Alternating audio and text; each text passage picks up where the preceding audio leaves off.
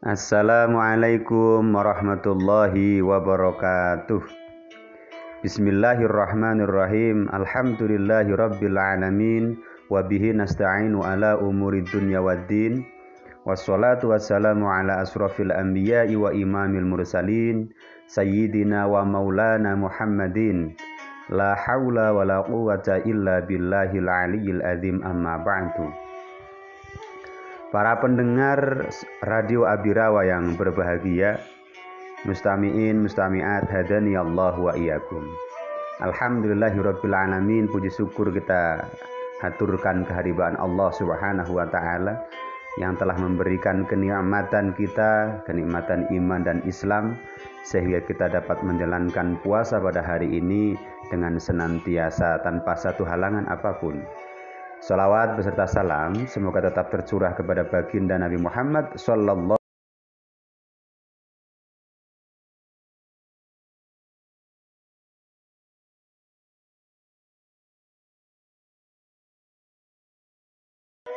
dan kita senantiasa dicintai oleh beliau sehingga kita berhak mendapatkan syafaatnya besok di yaumil akhir. Amin Allahumma amin. Bapak Ibu pendengar Abirawa yang berbahagia, mustami'in, mustami'at, hadani Allah wa iyyakum. Akhir-akhir ini bahkan kemarin ya, kita melihat sendiri di beberapa media sosial, baik di media telepon atau media elektronik, bahwa ternyata Indonesia itu masih terjadi satu tindakan kekerasan atas nama agama. Bahkan sudah sampai pada tindakan, mohon maaf, pembunuhan dan juga penganiayaan.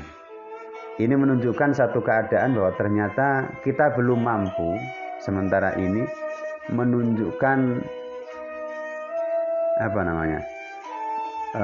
wajah Islam yang ramah.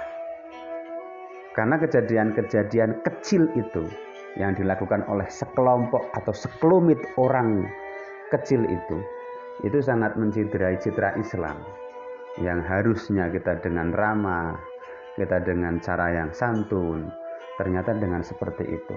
Entah itu atas nama Islam atau cara pemahaman Islam yang salah atau memang orang yang salah. Tapi terlepas dari itu semua, coba kita gali kembali penyebabnya apa sebetulnya. Baik, mungkin sedikit kita akan menyampaikan beberapa hadisnya Nabi Muhammad SAW yang tertulis di kitab Bayanul Mustafa fi Wasiatil Mustafa. Saya membuka satu kitab pada Swahifah atau halaman 137. Mungkin Bapak Ibu bisa melihat di rumah. Pada faslun fi fununin syatta, faslun fi fununin syatta. Ya, bisa dilihat Bapak Ibu. Ada satu kaul atau satu kalimat, satu dawuh. Ya Ali, kalau dalam bahasa makna pegonnya, iyaka wedya sapa sira wal ghadabalan muring-muring. Jadi kita dilarang atau tidak dianjurkan untuk marah.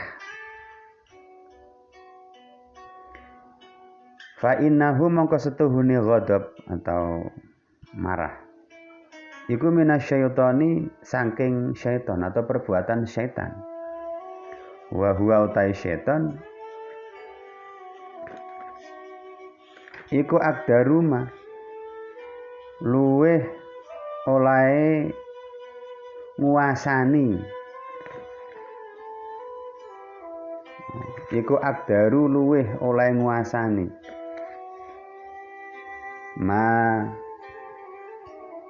Iku akda wa huwa utai syaitan iku akdaruma, luweh oleh nguasani ing barang yakunu kang ana apa ma alaika ing atase sira fi halatil ghadabi ing dalem tingkah muring-muring atau marah.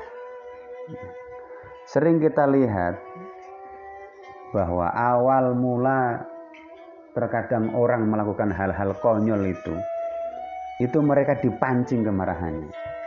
Dengan isu-isu apa? Dengan isu-isu yang terkadang isu itu dari sumber hoax sebetulnya. Isu terkait dengan, mohon maaf, pemerintah yang kurang adil, atau mungkin isu bahwa ajaran A itu salah dan lain sebagainya. Atau mungkin pandangan-pandangan seperti itu, sehingga mereka terpancing kemarahannya bahwa sampai mengatakan bahwa saya benar, dia salah. Bahwasanya di Islam itu sudah kita tahu kan bahwa Nabi Muhammad SAW memberikan satu wasiat kepada sahabat Ali, iyyaka wal ghadab. Kita jangan sampai seperti itu, jangan sampai mudah marah dan sebagainya. Sampai begitu kan akhirnya muncul kata-kata kasar. Seperti ini. Nah, ini yang memicu awal itu seperti itu. Kalau kita coba flashback ke belakang bahwa ternyata Wali Songo, yang mana Wali Songo itu kan sudah berhasil mengislamkan Nusantara.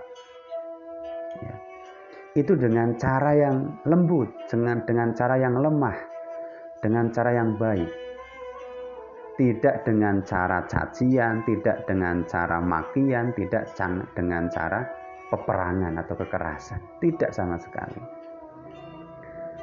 Hampir 90% mayoritas umat Islam di Indonesia, mayoritas orang Indonesia itu Islam. Dan yang mengislamkan itu adalah dengan cara-cara yang ramah seperti itu yang sudah dilaksanakan atau dilakukan oleh Wali Songo. Dan perlu Bapak Ibu atau mungkin mustami'at hadani Allah wa iyyakum perlu ketahui bahwa persentase mayoritas umat Islam di dunia itu ya di Indonesia. Dengan ciri khas Islam yang toleran, Islam yang ramah, Islam yang tidak marah. Nah, maka dengan dasar tadi bahwa ya Ali iyyaka wal ghadab fa innahu minasyaiton wa huwa aqdarul ma yakunu alaika fi halatil ghadab. Ini penting untuk kita aplikasikan dalam kehidupan sehari-hari. Bahwasanya ketika kita melihat satu keadaan baik di rumah, di lingkungan, di masyarakat, itu jangan mudah marah. Jangan terpancing kemarahan. Untuk antisipasi biar kita tidak mudah marah, jangan mencari referensi keilmuan apapun itu dari satu sumber. Ada satu perbandingan, oh ini. Jadi kita itu tidak jumut, tidak ngono tok itu. Saklek itu enggak, lebih luas. Nah, sebagaimana perilaku seperti itu, kita sudah sangat dolim ini terhadap masyarakat atau mungkin orang lain itu kan, atau mungkin kita Islam itu kan. Non-Islam itu bagaimana sebetulnya? Ya. Ada satu tambahan kalimat, tambahan qaul, tambahan dawuhnya Kanjeng Nabi ke sahabat Ali yang termaktub di kitab Bayanul Mustafa fi Wasiatil Mustafa. Soifah lanjutannya adalah wa iyyaka lan wedya sapa sira wa da'watal madlumi ing mertane dongane wong kang den dolimi utawi diijabahi dongane wong sing didolimi. Fa innallaha mongko sak temene Gusti Allah iku yastajibu nyembadani ngijabahi sapa Gusti Allah lahu maring madlum utawi wong sing dianiaya. Wa ingkana mongko lamun ana sapa madlum ana iku kafiron kafir senajan sing didolimi kuwi kafir fa alaihi kufruhu. Jadi Allah Subhanahu wa taala itu nyembadani dongane wong sing lagi didolimi. Siapapun itu luweh-luweh teng mriku wong sesama Islam. Wong sing ora dosa, wong sing ora kudune dinganiaya. Sampai di sini disampaikan wa ingkana kafiran fa alaihi kufru. Ya kan? Wong kang den kaningaya mau kafir umpamane, iku dosane kafire itu disangga. Nah, ini penting kita coba aplikasikan dalam kehidupan sehari-hari. Jangan-jangan perkataan kita, perilaku kita itu menyakiti sekitar kita. Maka janganlah mudah di situ menyampaikan bahwa sampean salah, sampean ora pas dan sebagainya, itu jangan. Ya, apalagi coba kita tengok kembali penjelasan di Kasifatus Saja itu kan, bahwa ketika orang sudah mengucapkan asyhadu alla ilaha illallah wa asyhadu anna muhammadar rasulullah, orang tersebut itu sudah haram. Haram dalam artian sudah tidak boleh, satu, kita lukai, sudah tidak boleh sampai darahnya mengalir. Berarti tidak boleh dianiaya, tidak boleh disakiti, harus dilindungi. Kehormatannya harus kita jaga, harta bendanya harus kita jaga pula. Ini kalau sudah asyhadu alla ilaha illallah wa asyhadu anna muhammadar rasulullah. Jadi jangan mudah karena di situ beda dalam urusan tata cara beribadahannya, kebiasaannya, sampai harus menjustifikasi orang tersebut salah, dia mohon maaf mungkin kafir. Itu janganlah semudah itu kan. Nabi Muhammad SAW saja pernah dalam satu peperangan, ada umatnya itu mau membunuh orang non muslim dalam satu peperangan. Lantas dia mengucapkan asyhadu alla ilaha illallah. Itu sudah tidak boleh itu dibunuh. Akhir-akhir ini kita dilihat satu kelucuan, satu kekonyolan yang ditunjukkan oleh sekelumit orang kecil. Mereka sembarangan melakukan satu tindakan kebodohan, satu tindakan zalim terhadap orang-orang Islam lah katakan. Dengan dalih agama atau dengan dalih apapun, itu sangat tidak mencerminkan ciri khas Islam. Nabi Muhammad itu tidak mencontohkan seperti itu. Peperangan yang dilakukan oleh Nabi Muhammad itu adalah titik akhir. Bukan sedikit-sedikit perang, bukan sedikit-sedikit mengangkat pedang, itu bukan. Islam itu tidak mengajarkan seperti itu. Islam itu penuh dengan keramahan, penuh dengan kesantunan. Satu contoh, sampai Madinah itu disebut Madaniyah atau Madinah, itu karena tatanan di sana itu luar biasa dinamisnya antara orang Islam, non Islam, suku satu dengan yang lain, ras A dan ras B, itu semuanya baik semua.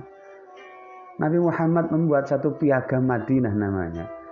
Itu satu konsensus, satu kesepakatan bahwa itu diciptakan itu untuk melindungi semua kaum, semua bani, semua semua suku, semua agama. Ya kan? Di Indonesia juga sama. Indonesia merdeka.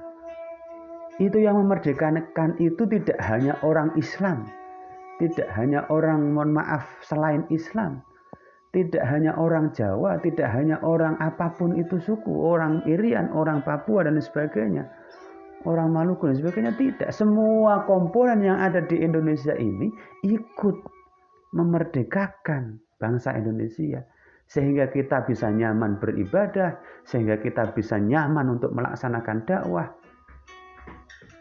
Maka di sini ada satu konsensus di Indonesia, apa? Bhinneka Tunggal Ika, Pancasila 1-5 itu. Saling menghormati, saling mengayomi, saling melindungi. Ini sudah sangat tepat sekali, sudah sangat sesuai sekali dengan ajaran Islam. Maka kita sebagai orang Islam jangan lantas atau mungkin siapapun itu komponen di luar Islam, komponen bangsa Indonesia ini.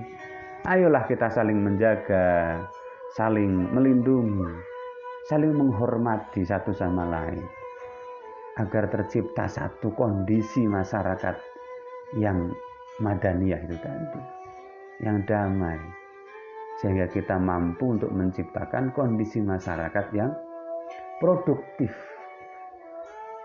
Skala besarnya adalah Indonesia, skala lebih kecilnya lagi adalah Jawa Tengah, Batang, mungkin di kecamatan atau pedesaan-pedesaan.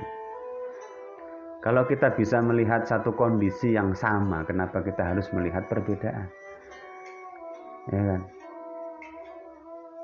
Gus Dur itu sudah memberikan satu ajaran. Jadi tidak hanya ukhuwah Islamiyah. Coba contoh, kalau kita berada di satu negara, betapa bahagianya kita ketemu dengan orang Indonesia.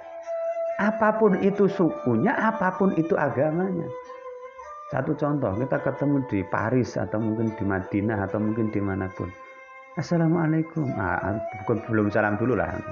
Hei, sama dari mana? Kamu dari mana? Saya dari Indonesia, gitu kan. Saya dari Jawa, saya dari mana? Papua atau dari mana, gitu kan. Sudah bahagia itu kan. Itu ukhuwah watoniyah. Di negara manapun kita ketemu dengan orang Indonesia, wah kita sudah bahagia. Ketemu sedulur itu. Ya. Kalau sesama Islam, sama dari mana? Dari Indonesia. Mungkin di mana itu kan, ketemu di satu negara di Paris itu kan yang mayoritas non Muslim. Wah Islam, wah ya itu kan. Tuh. Islam, wah Islamiyah ya. Contoh tadi di Paris ketemu orang Islam di negara manapun. Terus sesama orang Indonesia ini, entah itu suku dan ras agamanya apapun, ketemu di sana. Wah Indonesia, dongengnya masuk. Ini senang. Terus ketemu lagi di satu kondisi, apa namanya, sudah ukhuwah Islamiyah, ukhuwah watoniyah, ukhuwah insaniyah, sesama makhluknya Allah Subhanahu wa taala, ukhuwah basyariyah dan sebagainya. Maka ini penting gitu kan.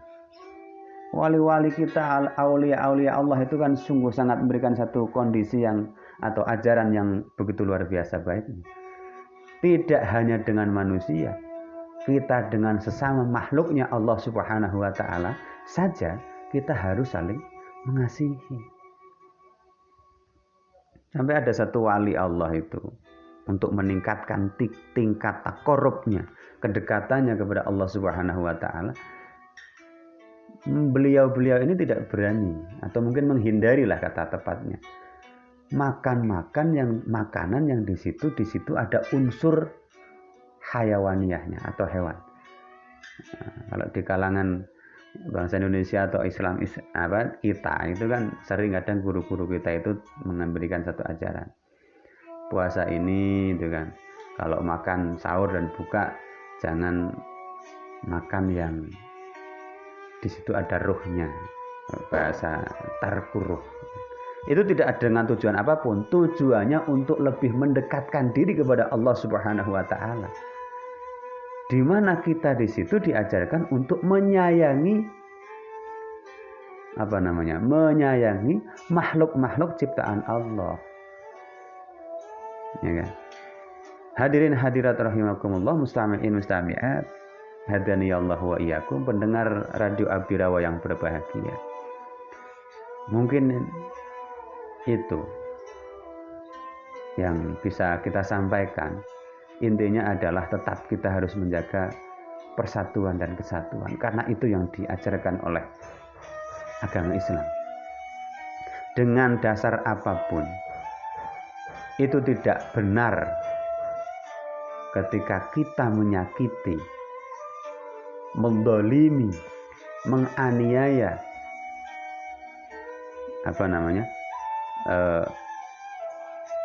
di antara kita, baik Islam ataupun non-Islam. Ya. Bapak Ibu yang saya hormati, maka dari itu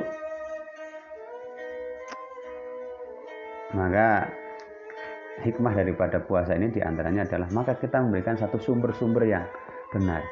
Jangan memberikan satu sumber-sumber yang tidak jelas keberadaannya.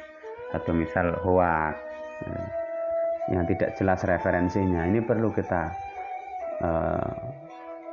sharing kita perlu menelaah kembali. Sebenarnya sumber ini tepat atau tidak, betul atau tidak.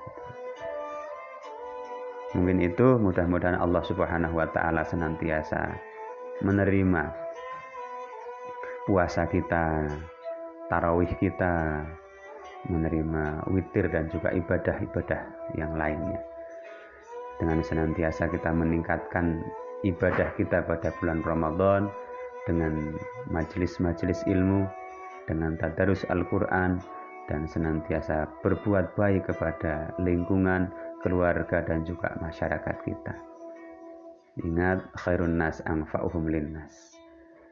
Mungkin demikian, mudah-mudahan apapun yang kita lakukan diridhai oleh Allah Subhanahu wa taala dan menjadi wasilah kita mendapatkan ridho dari Allah Subhanahu wa taala, sehingga kita nanti matinya diberi mati yang husnul khatimah, senantiasa mengucap kalimat la ilaha illallah Muhammadur Rasulullah sallallahu alaihi wasallam.